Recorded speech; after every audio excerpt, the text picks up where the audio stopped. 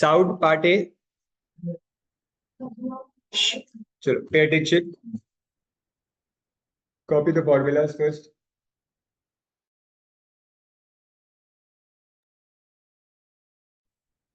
सी first formula, ये echo का formula है। First formula based on echo, because अगर आप ध्यान दोगे यहाँ पे डिस्टेंस 2D लिखा है, बिकॉज एको में the sound travels and comes back reflected, so distance is traveled twice।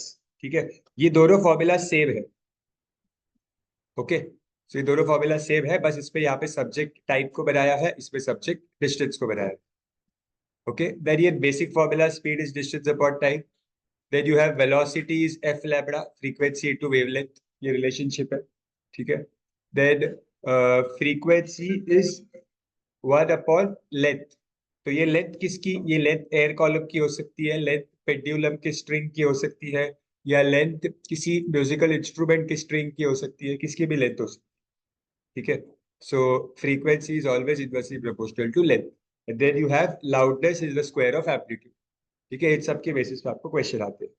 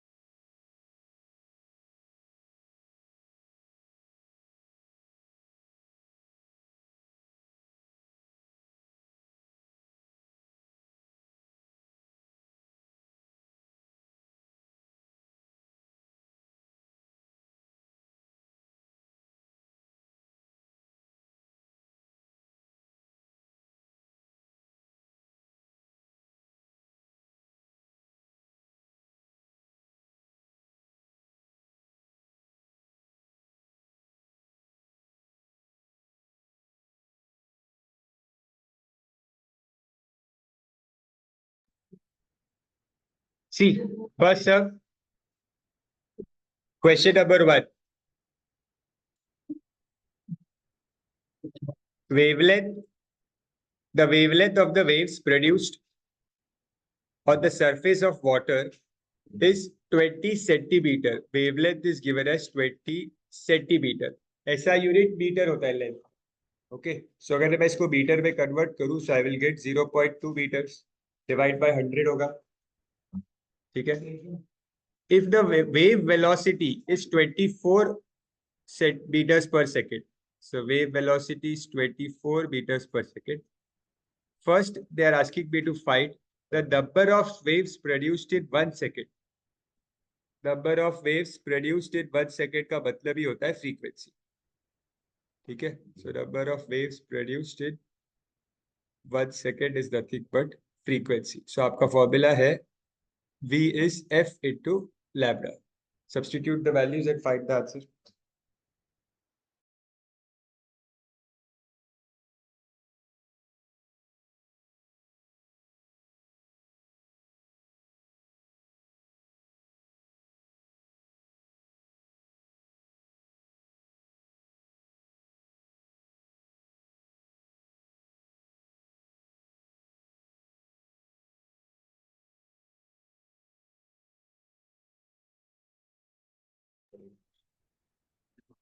So 24 equals F into 0.2.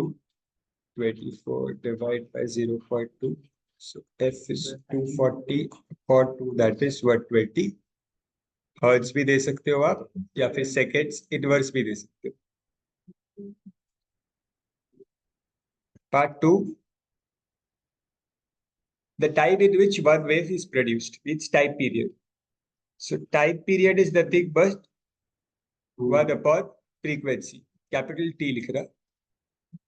Time period is 1/फ्रीक्वेंसी एंड फ्रीक्वेंसी इज 120, तो आपको 1/120 फाइंड कर रहा होगा टाइम पीरियड के लिए। नहीं, फाइंड करना पड़ेगा यहाँ पे, तो कैसे फाइंड करोगे? 1/120, 120 और 1 यहाँ पे आएगा, ठीक है। सो सबसे पहले तो 0 ही आएगा, ठीक है। फिर आप एक पॉइंट डालोगे तो ये 10 होगा, एक और 0 डालोगे यहाँ पे 0 आएगा, अभी भी डिवाइड नहीं हो पाएगा। एक और 0 डालेंगे यहाँ पे 1000 आएगा, अब डिवाइड हो सकता है।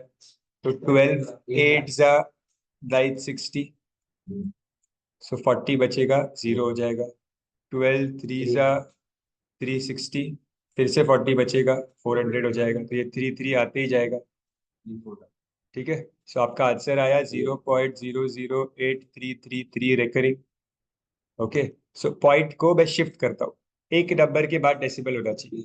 सो पॉइंट को मैं 1 2 3 3 शिफ्ट किया राइट साइड में। जब आप पॉइंट को राइट में शिफ्ट करते हो तो 10 रेज़ टू नेगेटिव पावर आता है। ओके, तो ये हो जाएगा 8.33 इंटू 10 रेज़ टू, 3 बार शिफ्ट किया इसलिए 10 रेज़ टू -3।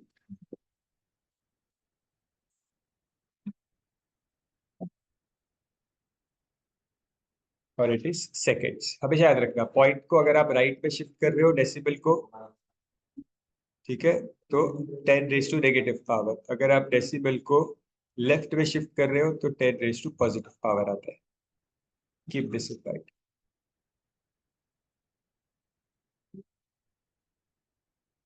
डन, नेक्स्ट करते हैं।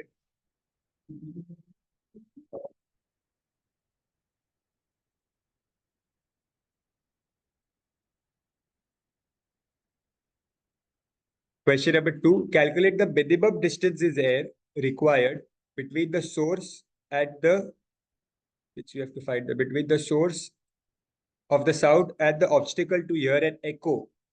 Take the speed of the sound, means velocity, you have to take it as 350 meters per second. आपको डिस्टेंस ढूंढना है। फॉर्मूला कौन सा होता है हमारा? डिस्टेंस का फॉर्मूला क्या था? VT/2। बट टाइम भी नहीं दिया है, लेकिन ये एको का क्वेश्चन है। एको के क्वेश्चन के लिए जो टाइम होता है वो 0.1 सेकेंड के ऊपर होना चाहिए, मतलब मिनिमम 0.1 सेकेंड होना चाहिए। Time should be minimum 0.1 second. Okay, तो आप यहाँ पे टाइम को अज्यूम कर सकते हो 0.1, ठीक है। तो यहाँ पे आप लिख सकते हो for echo time is 0.1 second. तो वही है, डिस्टेंस के फॉर्मूला में सारे वैल्यूज पुट कर दो, you will get the answer in meters.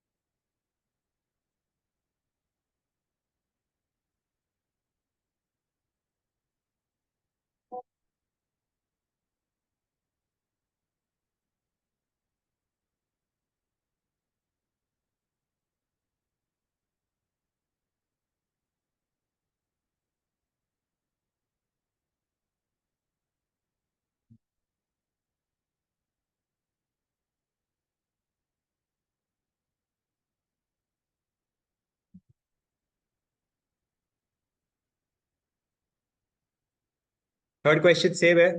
What should be the minimum distance between the source and the reflector in water so that the echo heard distinctly? Speed of the sound again here is given as 1400 meters per second. See, notice करना, sound की speed solids में सबसे ज्यादा होती है और air में सबसे कम होती है, ठीक है। ये आपने राइट स्टैंडर्ड में भी पढ़ा हुआ है। तो यहाँ वाटर में देख रहे हो साउंड की speed 1400 meters per second. Again time you will take it as 0.1 second.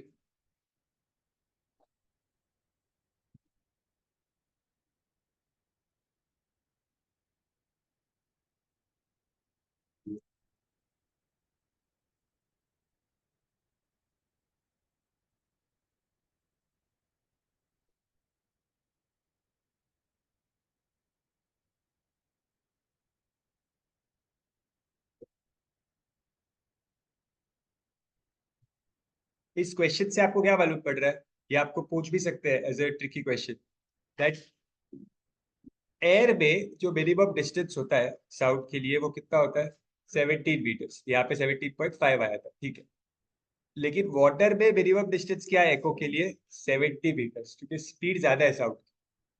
तो साउंड वही 0.1 सेकेंड पे ज्यादा डिस्टेंस ट्रैवल करेगा, कि स्पीड ज्यादा है, इसीलिए जो मिनिमम डिस्टेंस है वाटर के लिए वो 70 मीटर हो जाता है एको। ठीक है, तो ऐसा क्वेश्चन आपको पूछ सकते हैं exam. Okay, fourth question read करो, करते जाओ।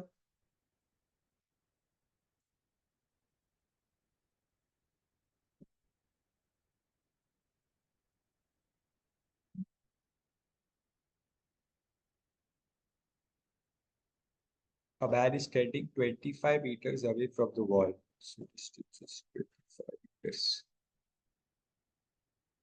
Calculate the time after which he receives the reflected sound.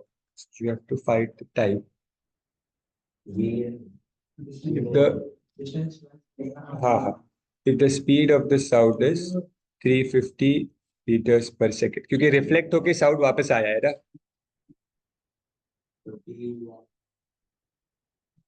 So time is 2d upon t, sorry 2d upon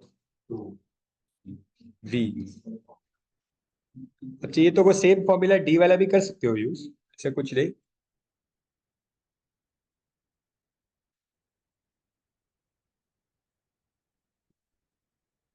सो 1/7, 1/7 कितना होता है,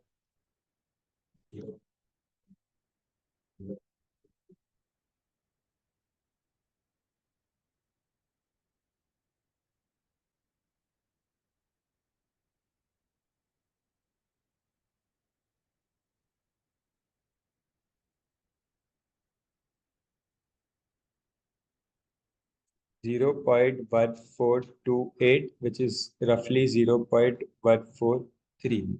ये आपको टाइप मिला, ठीक है। अब उन्होंने पूछा है कि मतलब, हाँ बोलो। नहीं चलेगा, पॉइंट में लाना पड़ेगा, इस पे लाना पड़ेगा। सो आपको जो टाइप मिल रहा है that is 0.143 seconds. Okay, now they are asking you कि क्या आपको एको सुनाई देगा। एको सुनने का कंडीशन क्या है टाइप का, हमारे कान में जो ओरिजिनल साउंड की आवाज है वो 0.1 सेकेंड तक रहती है। उसके बाद अगर आपको कोई साउंड आ रहा है तो वो एको के लिए एलिजिबल है, उसके पहले ही अगर आ गया तो वो ओवरलैप हो जाएगा, आपको सुनाई नहीं देगा। ठीक है, बट 0.1 सेकेंड से ज्यादा टाइम आनी चाहिए। तो यहाँ पे the time is more than 0.1 second. Okay, so that means you will hear an echo. ठीक है, तो जो स्टेटमेंट टेक्स्ट बुक में लिखा है उसको आप कॉपी कर दो। Original sound persist for 0.1 seconds only. Therefore, yes, echo will be heard.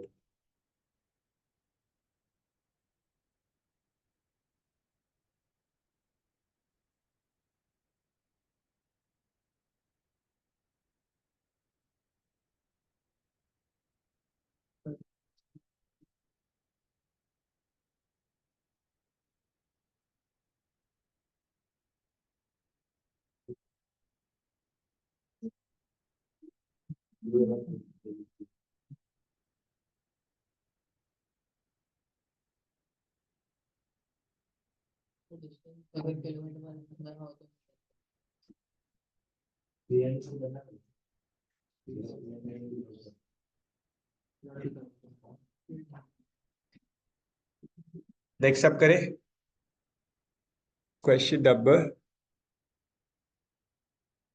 5। A radar sends the signal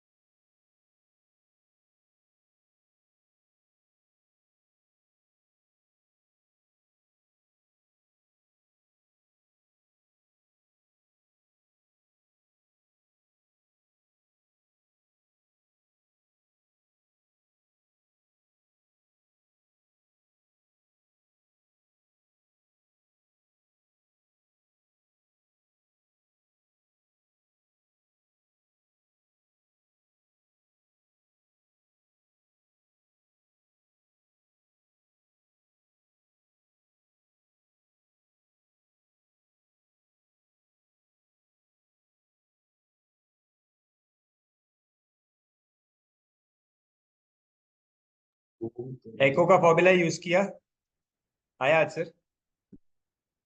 क्या मिला आंसर? हाँ, ये 300 kilometre will pick up 300 into 1000 meters.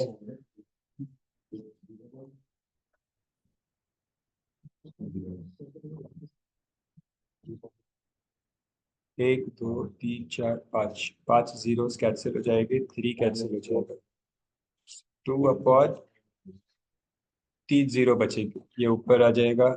So 2 into 10 raised to -3 seconds.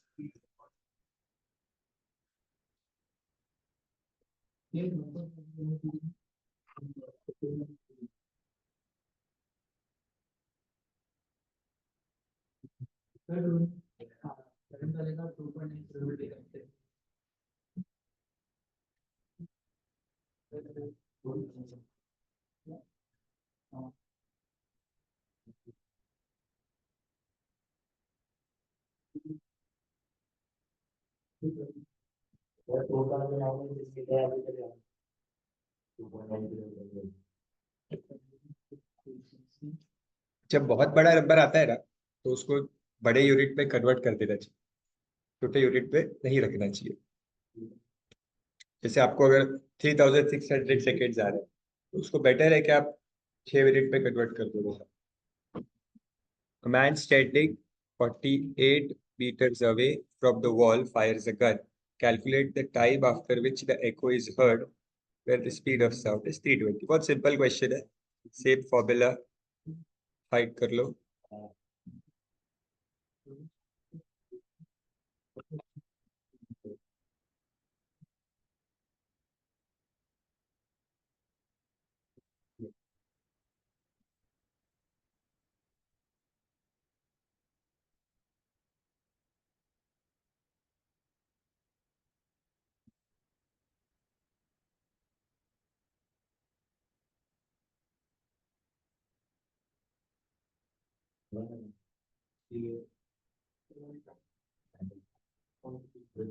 चलो क्वेश्चन नंबर 7 करें।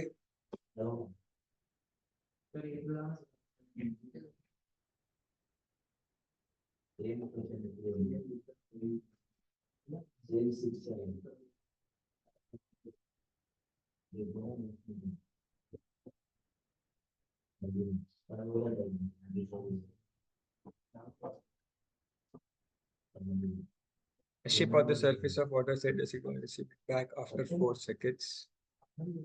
The distance, calculate the distance between submarine and the speed of the sound is. जब भी एको की बात आएगी तो एको का ही फॉर्मूला यूज होगा, ठीक है?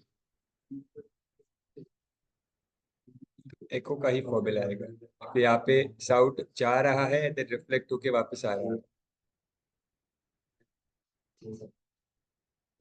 वैल्यूज पुट कर देखे,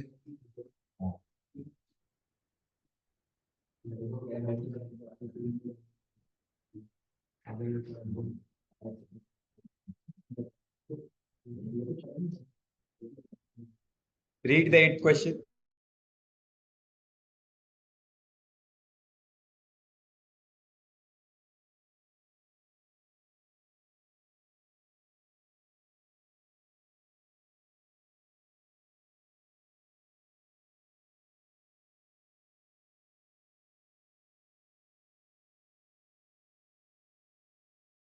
Eighth question. A pendulum has a frequency of 5 vibrations per second. So 5 vibrations होते हैं पेंडुलम में पर सेकेंड। पेंडुलम में 5 vibrations हो रहे हैं पर second. An observer starts the pendulum and fires a gun simultaneously.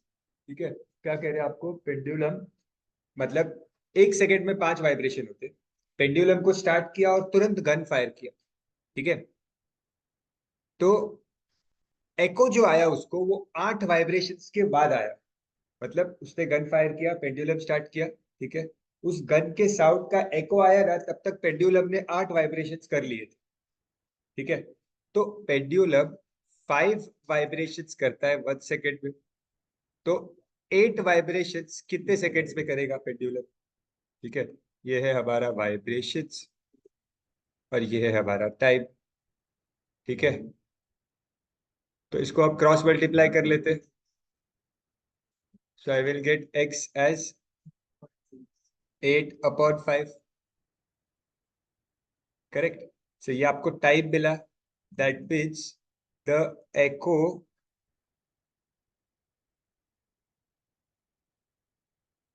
was heard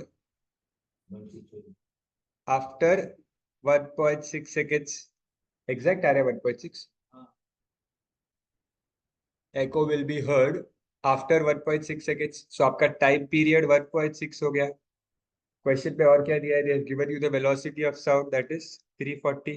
now you can find the distance easily। ठीक है।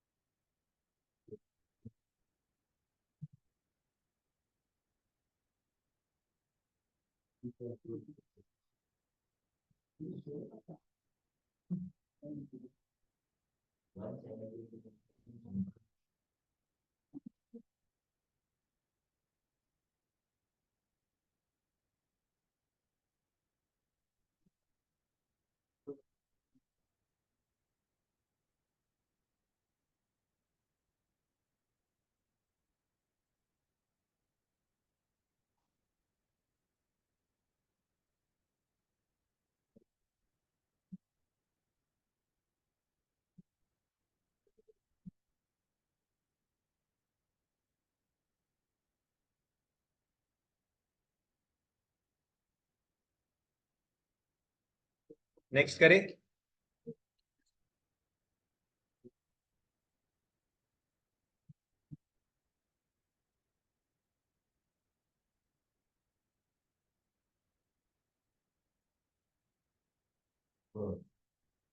A man standing between two vertical cliffs।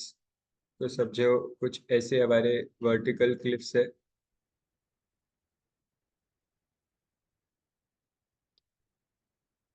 ये एक वर्टिकल क्लिफ हुआ और ये दूसरा वर्टिकल क्लिफ है। ठीक है, a man is standing between two vertical cliffs।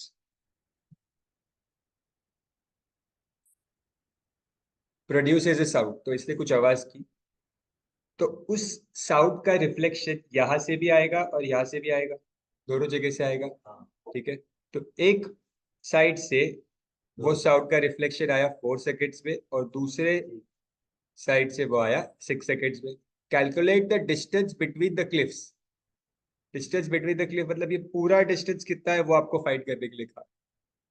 ठीक है, आपको साउंड की स्पीड दे दी है 320 मीटर्स पर सेकेंड। तो आप क्या करो, दोनों पार्ट का अलग अलग डिस्टेंस ढूंढ लो और उसको ऐड कर दो। टाइम 320, सॉरी वेलोसिटी 320 और टाइम 4 सेकेंड्स। इसके बेसिस पे पहला डिस्टेंस मिलेगा, then velocity 320 at time 6 seconds. इसके बेसिस पे दूसरा डिस्टेंस मिलेगा, उसे नाप दे दो d2।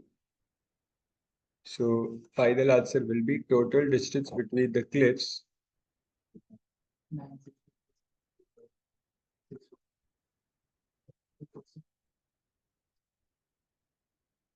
In metres.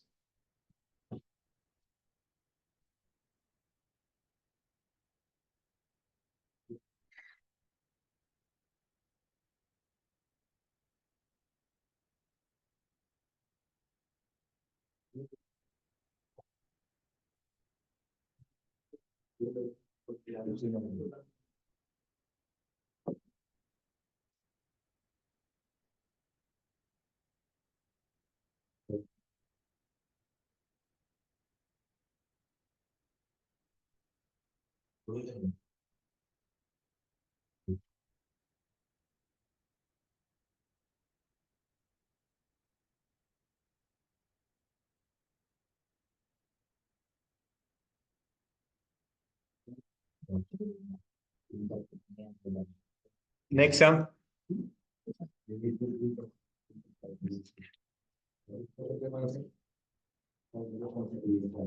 A person static at a distance of x in front of a cliff.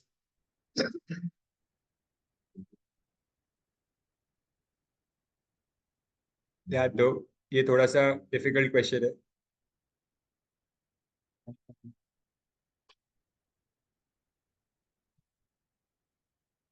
ये एक क्लिफ है, ठीक है। A person is standing at a distance x in front of a cliff.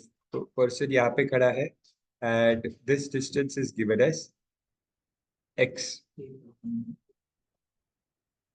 Another person B, तो ये है A.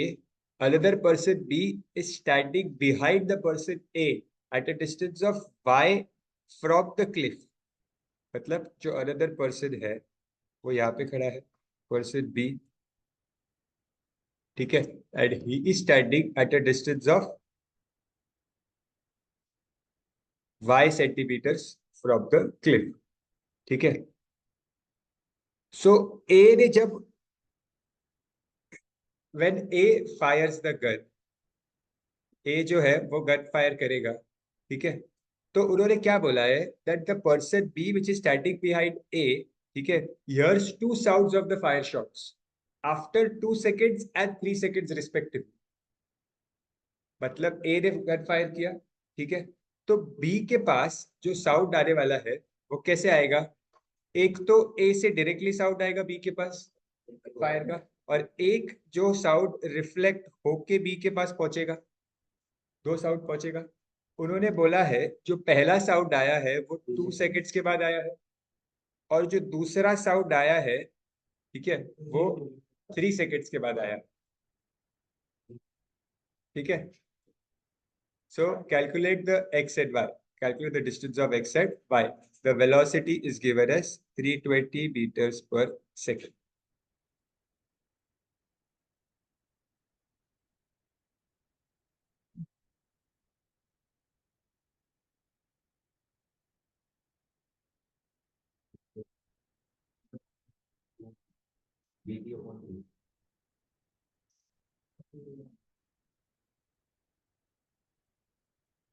कैसे solve कैसे करोगे आप लोग इस पे? टाइम वगैरह क्या लोगे, कैसे सॉल्व करोगे?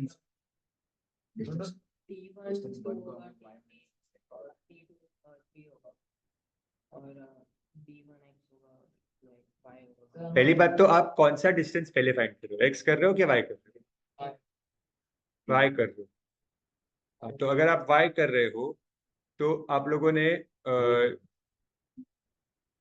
3 सेकेंड कैसे लोगे टाइम?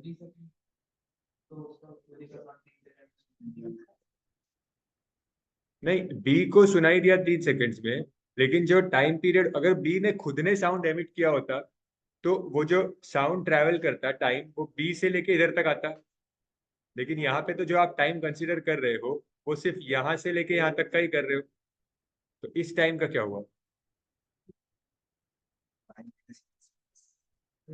आप समझ रहे हो? सुनो, देखो क्लॉक स्टार्ट हुआ, ठीक है, साउंड जो है वो दोनों डायरेक्शन में गया सेम टाइम पे। एक साउंड इस डायरेक्शन में गया और एक साउंड इस डायरेक्शन में गया। जैसे ही 2 सेकेंड हुए पहला साउंड पहुंच गया, और जैसे ही एक और सेकेंड हुआ नेक्स्ट दूसरा साउंड भी पहुंच गया। समझ रहे हो? तो मतलब एक्चुअली हुआ क्या है मैं आपको समझाता हूँ कि ये वाला डिस्टेंस ट्रैवल करने के लिए साउंड को 2 सेकेंड लगते हैं, ठीक है। मतलब जो साउंड यहाँ से घूम के आया है, ठीक है, वो साउंड को भी यहाँ से यहाँ आने में 2 सेकेंड लगेगा, ठीक है। एक्चुअली क्या हो गया है, डायग्राम में मैंने ए को क्लिप से बहुत दूर रखा है और बी के पास रख दिया है। अगर थोड़ा सा आप डायग्राम को इसको इस तरह से बनाए, क्या करता हूँ मैं, इधर रखता हूँ, ए को इधर खड़ा रखता हूँ, तो थोड़ा सा और आप लोग रिलेट कर पाओगे सब। देखते हैं, रुको 1 मिनट। यहाँ से जो गन शॉट है वो यहाँ पे फायर हुआ है, ठीक है, और जो टाइम है वो रिफ्लेक्ट होके इधर आया, ठीक है। तो मैं क्या कहना चाह रहा हूँ दैट यहाँ साउंड को यहाँ से यहाँ ट्रैवल होने में मतलब इतना डिस्टेंस ट्रैवल होने में 2 सेकेंड लगा, तो मतलब ये वाला डिस्टेंस ट्रैवल होने में भी 2 सेकेंड ही लगेगा, करेक्ट। ये जो पूरा टाइम है कहाँ से यहाँ से लेके यहाँ तक का टाइम, ये पूरा 3 सेकंड का टाइम है, बरोबर। उसमें से ये ग्रीन वाला पार्ट 2 सेकंड है, तो ये वाला पार्ट 1 सेकंड हुआ, बरोबर। अग्रीड। ये वाला पार्ट जो है दिस इज 2 सेकेंड्स, बरोबर। तो ये वाला जो रेड पार्ट बच गया दिस इज 1 सेकेंड, और ये 1 सेकेंड होने का मतलब है that this is 0.5 seconds and this is 0.5 seconds.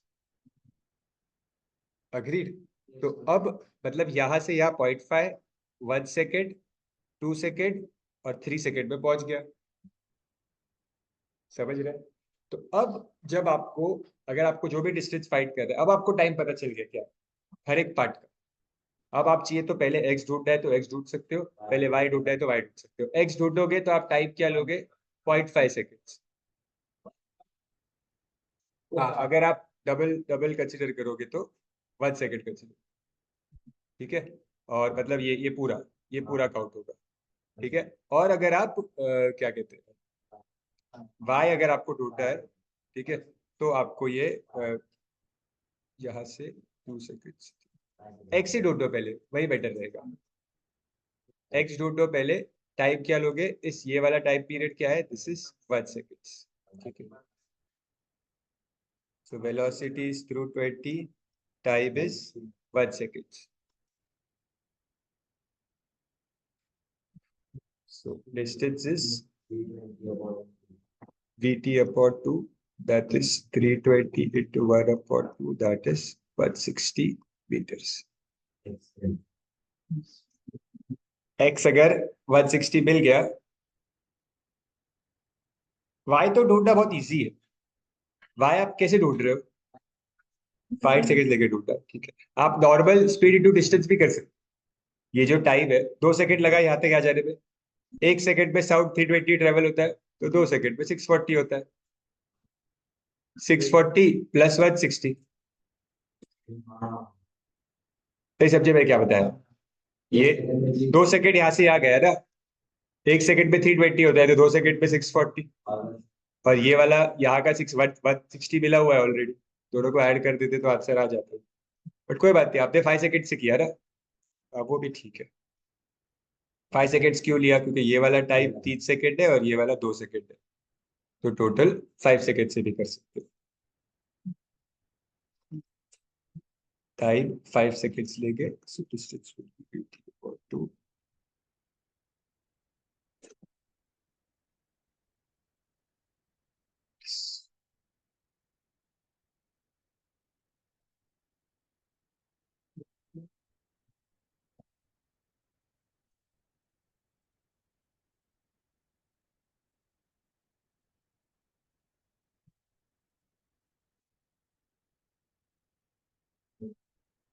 Done.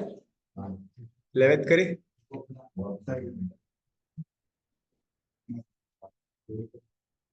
ये डायग्राम बनाया क्या, बना दो भाई, ये नहीं तो नहीं समझेगा। ऐसे रफली जो भी खुद के हिसाब से बना सकते हो वैसा बना दो। और टाइम का जो ये मैंने लिखा है ना यहाँ पे 2.5, 0.5 ये जरूर लिखना, ये तो नहीं समझ में आएगा next time.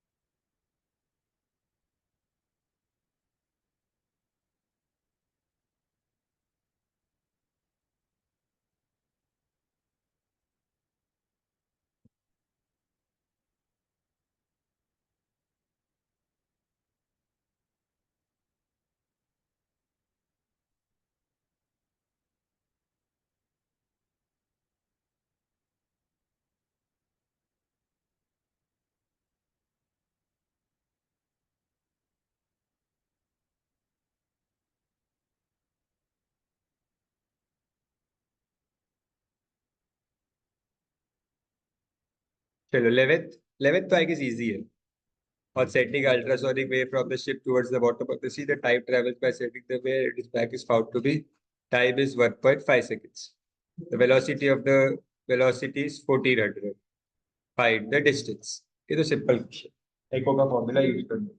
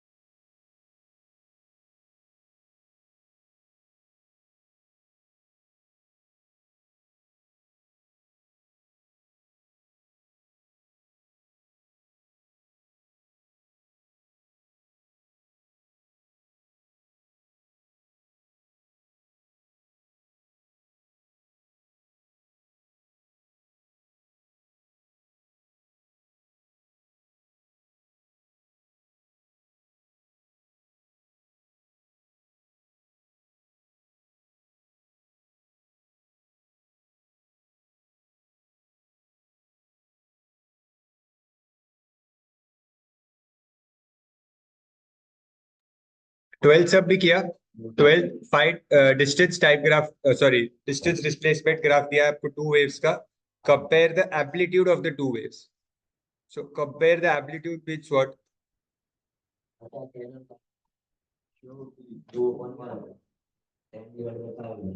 Amplitude of A upon amplitude of B.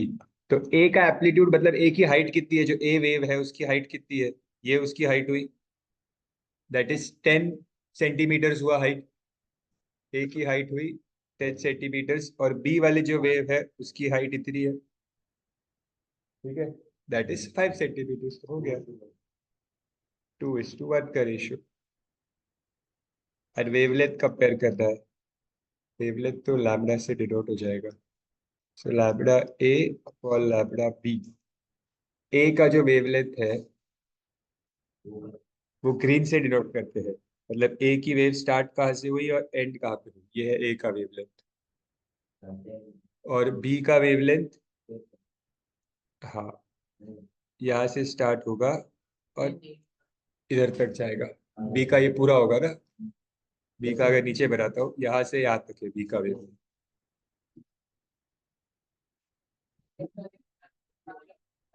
क्या हुआ, बताओ ना क्या हुआ? वेवलेंथ वाला पार्ट, ये देखो, वेवलेंथ का मतलब क्या होता है, ये जो ए की वेव है इधर से लेके इधर तक है, तो मतलब यहाँ से स्टार्ट हुई और यहाँ पे खत्म हुई, तो ये हुआ ए का वेवलेंथ, ठीक है। और जो बी की वेव है वो यहाँ से स्टार्ट होके इधर खत्म हो रही है, मतलब ये हो गया बी का वेवलेंथ। बस 8/this, ठीक है। तो 1:2 इज द वेवलेंथ।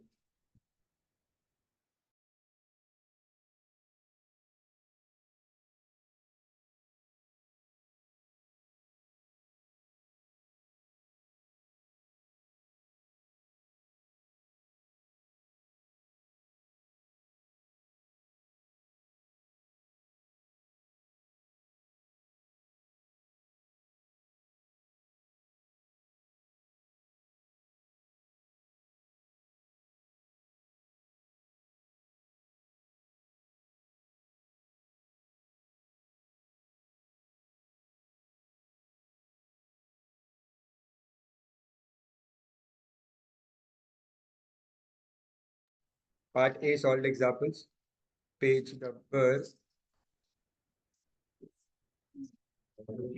163। इसमें कुछ सम्स है जो मैं थोड़ा सा डिस्कस करता हूँ। देखो क्या पूछा है, the human ear can detect the sound of frequency 20 hertz to 20,000 hertz. ठीक है. If the speed of the sound is 330 meters per second, find the wavelength corresponding to the audible range of frequency. मतलब हमारी जो range of frequency है, ठीक है, that is 20 hertz to 20,000 hertz. Velocity दी है आपको 330.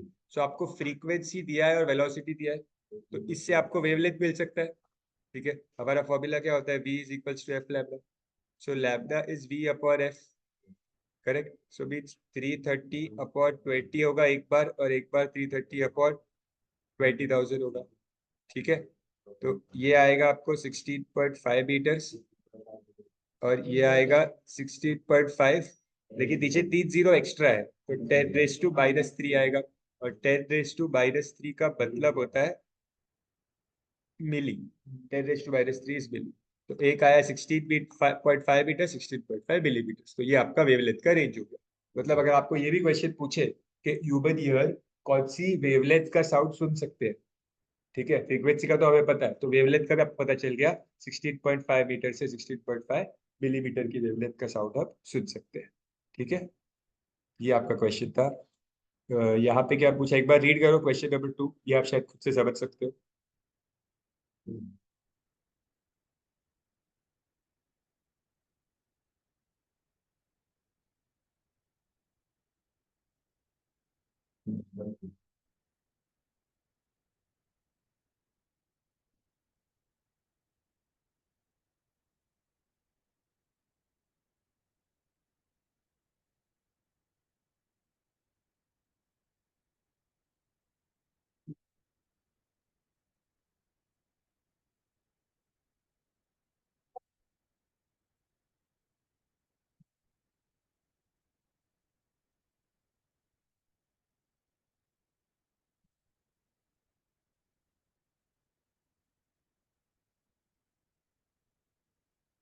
समझ आ रहा है क्या कह रहे हैं लोग? आपको डिस्प्लेसमेंट टाइप ग्राफ दिया है, ठीक है, दो ग्राफ दिए, एक डिस्प्लेसमेंट टाइप ग्राफ है और एक डिस्प्लेसमेंट डिस्टेंस ग्राफ है. ठीक है, और वेलोसिटी आपको दे दिया है 20 मीटर्स पर सेकेंड. तो आपको बोला है कि दोनों केस में फ्रीक्वेंसी और वेवलेंथ फाइंड करो. ठीक है, तो जो फर्स्ट ग्राफ है उसमें फ्रीक्वेंसी क्या होता है? टाइम पीरियड का रेसिप्रोकल होता है. करेक्ट. तो फर्स्ट ग्राफ में टाइम पीरियड दिया हुआ है. टाइम पीरियड क्या होता है? पूरी वेव, एक वेव स्टार्ट कहाँ से हो रही है और एंड कहाँ पे हो रही है. ठीक है, तो 0 पे स्टार्ट होके 0.1 पे एंड हो रही है. तो आपका टाइम पीरियड क्या हुआ फर्स्ट केस में? 0.1. ठीक है, तो उसका रेसिप्रोकल करेंगे तो फ्रीक्वेंसी मिल गई. फ्रीक्वेंसी मिलने के बाद वेवलेंथ ढूंढ सकते हैं. ठीक है, v is equals to F into lambda.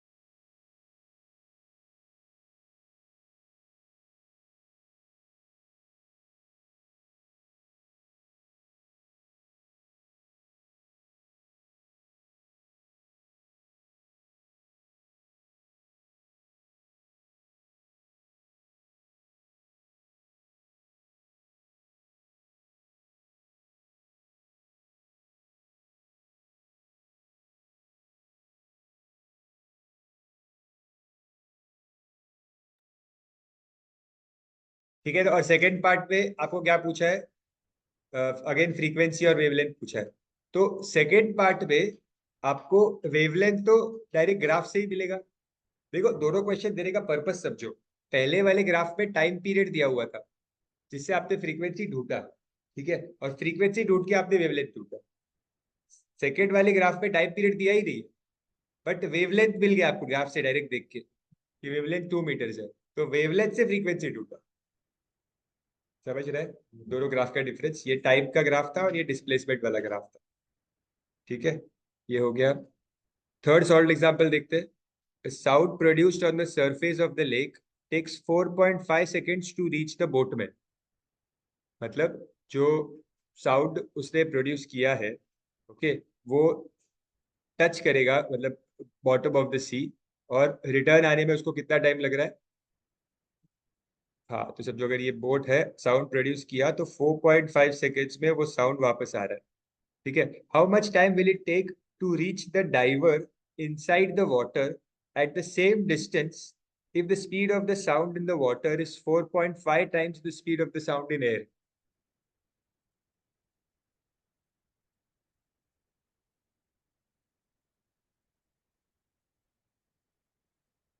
एक मिनट, यहाँ पे हमने क्या बोला है हमें?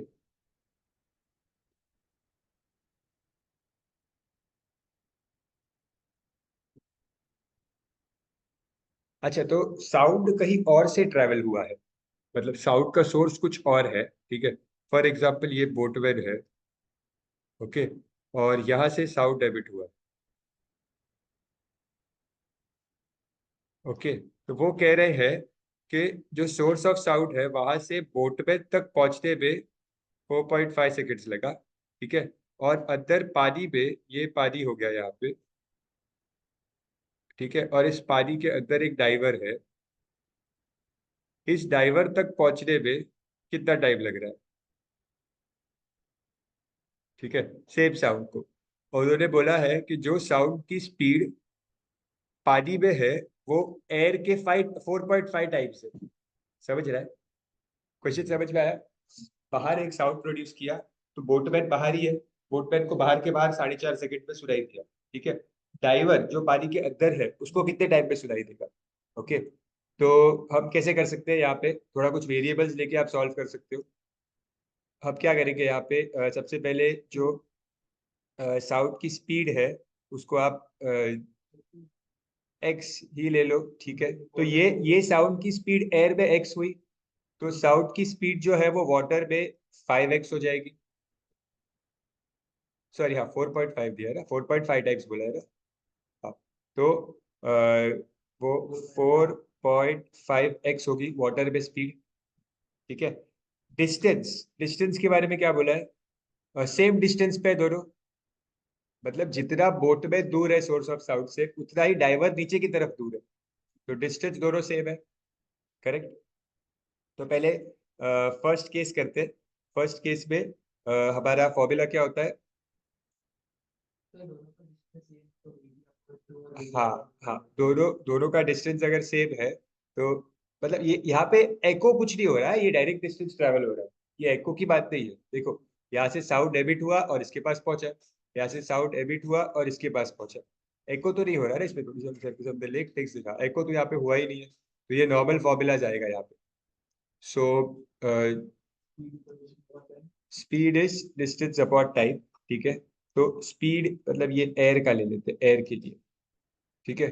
तो आपको वेलोसिटी इन एयर क्या है? एक्स, और टाइम क्या है, बाहर कितना टाइम लग रहा है? 4.5 सेकेंड्स। तो आप डिस्टेंस कितना मिला आपको?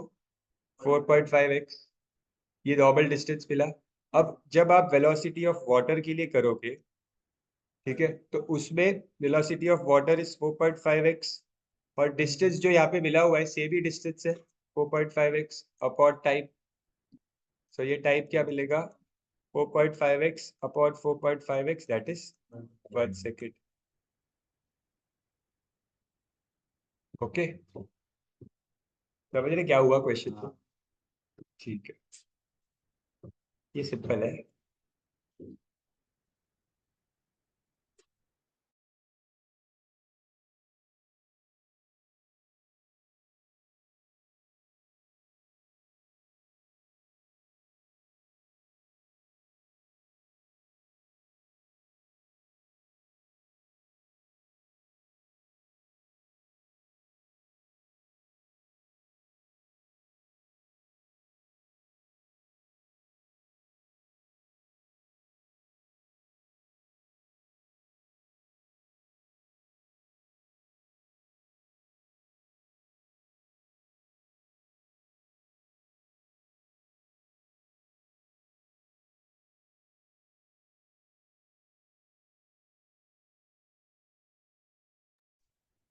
ये क्वेश्चन देखो, पार्ट बी का सॉल्व एग्जाम्पल है।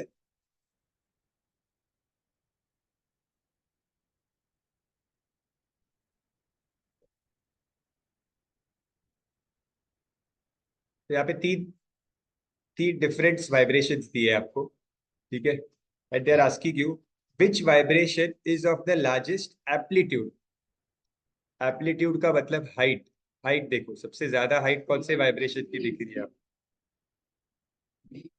सबसे ज्यादा हाइट आपको ये देखो, ये सबसे ज्यादा हाइट है। एक ही हाइट इससे कम है, ठीक है। तो बी आपका लार्जेस्ट एम्पलीट्यूड हो गया, ठीक है। Which vibration has least frequency. Frequency मतलब कितने वाइब्रेशंस हो रहे हैं, ठीक है। तो यहाँ पे तो अगर मैं हाफ हाफ वाइब्रेशंस काउंट करूँ, तो यहाँ पे 3 वाइब्रेशंस हो रहे हैं, यहाँ पे 2 हो रहे हैं, यहाँ पे एक ही हो रहा है, हाफ वाइब्रेशंस, ठीक है। तो सी आंसर आ गया आपका। Then if the frequency of the principal load in sorry, what is the ratio of the frequency of A and C? Ratio of the frequency, तो यस, तो ए की फ्रीक्वेंसी 3 है और 1 है। 3 आपने हाफ वाइब्रेशन के हिसाब से ली है, अगर आप फुल लेते तो 1.5 वेव था, बट वो डेसिबल में आता है ना आंसर, 1.5 आता है, इसलिए बेटर है कि आधा आधा से करें, ठीक है। तो 3:1 आया। What is the ratio of the wavelength between B and A. अब वेवलेंथ का रेशियो कभी भी पूछेंगे ना, तो वेवलेंथ का रेशियो ग्राफ देख के नहीं पता चलता, तो आप क्या करो, फ्रीक्वेंसी का रेशियो निकालो, ठीक है। सी फ्रीक्वेंसी जो होता है ना, it is inversely proportional to wavelength.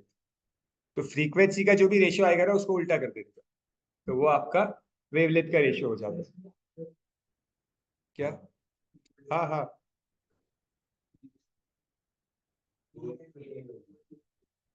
हाँ, उन्होंने क्या बोला है, किसका बोला है हमें निकालने के लिए? बी और ए का बोला है, ठीक है। तो frequency of B upon frequency of A ले लेते हैं। बी की फ्रीक्वेंसी 2 है और ए की फ्रीक्वेंसी, बी की फ्रीक्वेंसी 2 है, ए की फ्रीक्वेंसी 3 है, ठीक है। तो जब अगर वेवलेंथ का पूछेंगे, wavelength of B upon A, हाँ, तो वो इसका उल्टा होता है, frequency of A upon B, that is 3 upon. तो ध्यान रखना, हमेशा वेवलेंथ का फ्रीक्वेंसी रेशियो पूछेंगे तो पहले फ्रीक्वेंसी का रेशियो निकालो, क्योंकि ग्राफ से देख के फ्रीक्वेंसी का रेशियो मिल रहा है यहाँ। ओके, वेवलेंथ के लिए उनको यहाँ पे कुछ नंबर्स देने चाहिए थे, यहाँ पे उनको देना चाहिए था कि दिस इज 1 मीटर या दिस इज 2 मीटर्स, तो वेवलेंथ मिल पाता। लेकिन जरूरत नहीं है, फ्रीक्वेंसी से भी हम ढूंढ सकते हैं, ठीक है, ये समझ गया। इसके बाद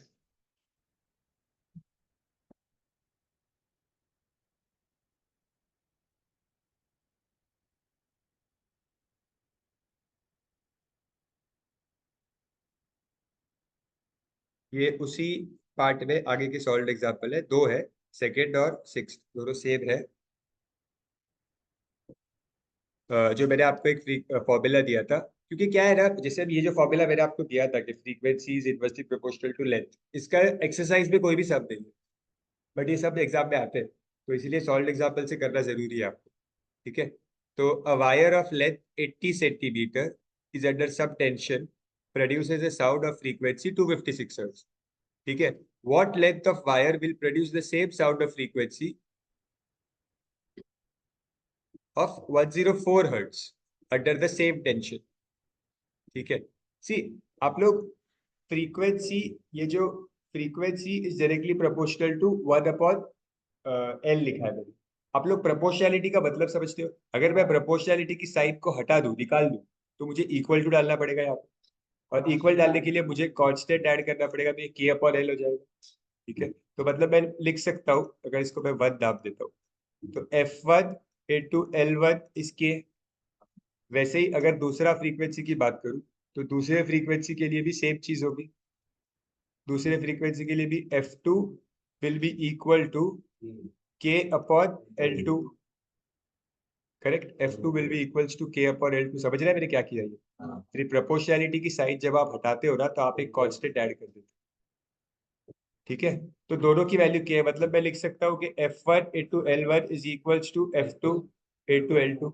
अभी बस वैल्यूज पुट कर दिया इसको, ठीक है। तो F1 की जगह पे आप 256 हर्ट, L1 की जगह पे 80। यूनिट भी चेंज करने की जरूरत नहीं है, क्योंकि रेशियो ही है ये, यूनिट भी कैंसिल हो जाएगा, 80 और F2 के जगह पे 1024 और L2, तो आंसर भी सेंटीमीटर में ही आ जाएगा। ठीक है, यूनिट भी चेंज करने की जरूरत। ठीक है, इसके बाद सिक्स सॉल्व एग्जाम्पल जो है वो भी सेम है। बात कर रहे थे आपको सभी करना। हाँ ठीक है, हाँ बट सभी करना, कुछ भी छोटा नहीं सॉल्व एक साथ। ठीक है, सिक्स वाला भी सेम ही था, तो ये भी हो गया।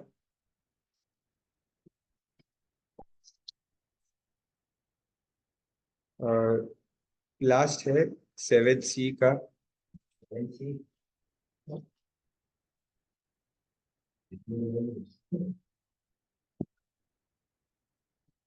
पेज 184 पे।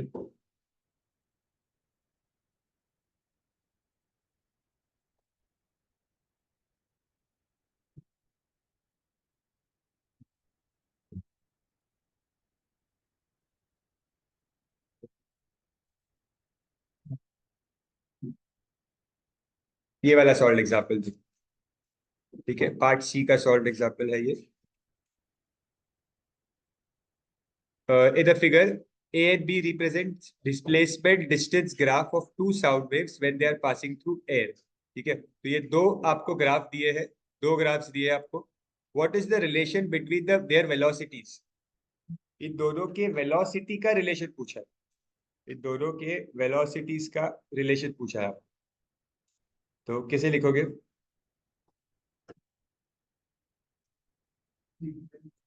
क्वेश्चन देखो ध्यान से, वापस क्वेश्चन पढ़ते हैं। A and B represent the displacement distance graph of two waves when they are passing through air. दोनों वेव्स एयर से ही पास हो रहे हैं। अगर दोनों वेव्स एयर से पास हो रहे हैं तो दोनों की स्पीड सेम ही होगी, क्योंकि स्पीड तो मीडियम पे डिपेंड करता है, वेव के डिजाइन पे डिपेंड नहीं करता स्पीड। ठीक है, वेव फॉर्म पे स्पीड डिपेंड नहीं करता, वो मीडियम पे डिपेंड करता है। तो both are travelling to the same medium, so velocity will be equal. ठीक है, दूसरा पूछा है उनके वेवलेंथ का बताओ।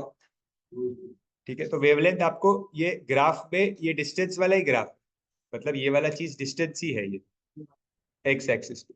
ठीक है, तो जो पहली वाली वेव है उसमें आपको कितना दिख रहा है? नहीं, वेवलेंथ कितना दिख रहा है? वेवलेंथ आप 1.5 ले सकते हो। मतलब अगर आप इस पार्ट को, ये पूरा एक्चुअली एक्स है इतना। नहीं नहीं, कैसे?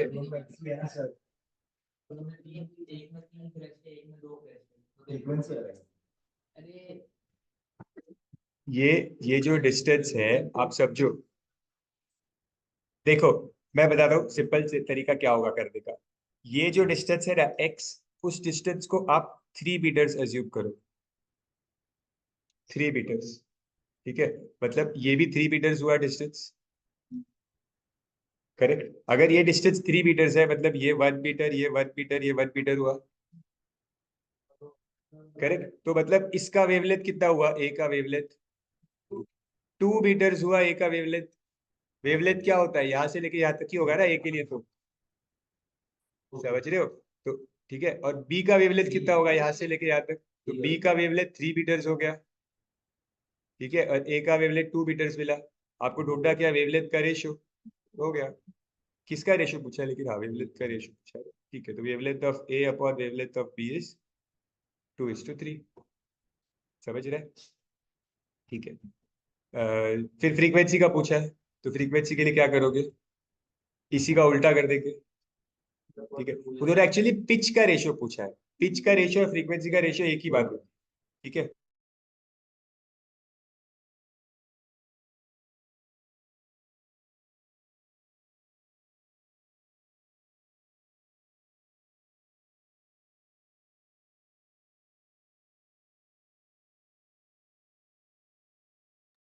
ओके, तो पिच और फ्रीक्वेंसी सेम होता है, तो बस वेवलेंथ के रेशियो को उल्टा कर दिया तो मिल गया फ्रीक्वेंसी का रेशियो। फिर पूछा है how do they differ in their quality. How do they differ in there, this loudness भी तो पूछा है। एक मिनट, फोर्थ में लाउडनेस पूछा है। तो लाउडनेस का फॉर्मूला क्या है? Loudness directly proportional to square of amplitude. तो loudness 1 upon loudness 2 will be equal to amplitude 1 upon amplitude 2 का स्क्वायर। एम्पलीट्यूड की वैल्यू दी है, ये देखो ना दिया है यहाँ पे आपको, ये इसमें 14 दिया है एम्पलीट्यूड और इसका एम्पलीट्यूड 8 है, ठीक है। तो L A upon L B होना चाहिए, तो 14 अपॉन 8 का स्क्वायर कैंसिलेशन कर लेते हैं, 7 अपॉन 4 का स्क्वायर 49 अपॉन 60, ठीक है। अब दूसरा क्या बोला है, how do they differ in their quality, ठीक है। तो two waveforms are same so that so they have the same quality, waveform जो है वो सेम है, सेम होने का मतलब क्या है, जैसे इन दोनों वेवफॉर्म में आपको ऐसा नहीं दिख रहा कि दूसरा वाला वेवफॉर्म इस तरह से होगा या दूसरा वाला वेवफॉर्म कुछ ऐसा है, दोनों का टाइप सेम है, दोनों में सिंगल फ्रीक्वेंसी, तो दोनों सेम टाइप के क्वालिटी सेम बनेगा बिकॉज उनके वेवफॉर्म्स ही सेम है, उनके वेवफॉर्म सेम है, yes. Okay, so numericals are complete.